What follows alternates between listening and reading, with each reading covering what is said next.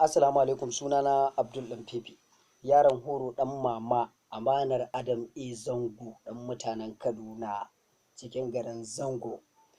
To, a wasu maganganu suna ɗan damuna kuma ba na ɗan jin daɗin su gaskiya. Na zo ne in ɗan ba da haƙuri kafin in yi magana, sannan kuma don Allah mutane su duba suke kula da abubuwan da ake yi da kuma wanda ake haɗawa da wanda suke na gaskiya da kuma na ƙarya.